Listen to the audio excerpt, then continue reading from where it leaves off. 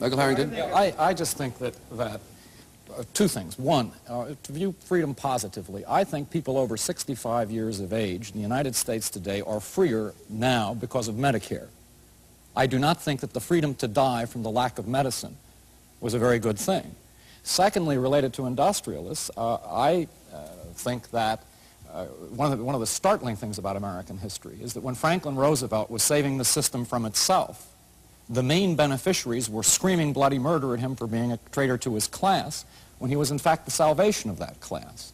And I think therefore if you look at our history, I do think you find a tremendous myopia on the part of industrialists, and you find that the positive increments to our freedom, interestingly enough, have not come from the college graduates, but often from people with, not from the best people. It's come from working people, it's come from poor people, it's come from blacks and Hispanics and the like.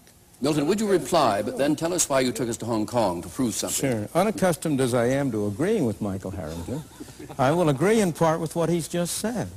I do not believe it's proper to put the situation in terms of industrialists versus government. On the contrary, one of the reasons why I am in favor of less government is because when you have more government, industrialists take it over. And the two together form a coalition against the ordinary worker and the ordinary consumer. I think business is a wonderful institution, provided it has to face competition in the marketplace, and it can't get away with something except by producing a better product at a lower cost. And that's why I don't want government to step in and help the business community. Now, I want to go to your question about Medicare.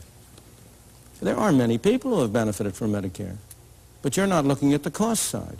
What has happened to the people who are paying for it? It isn't, we don't have a free good. It isn't coming from nowhere. And are they benefiting from it in a cost-effective way? Those are the questions. It's demagoguery, if you'll pardon me, Michael Harrington, to say the people who have Medicare are freer. Of course, in one dimension. But they themselves have been paying all their lives.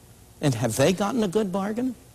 At the moment they have. The young men, the young working people who are going into Social Security now, they're going to get a very raw deal indeed.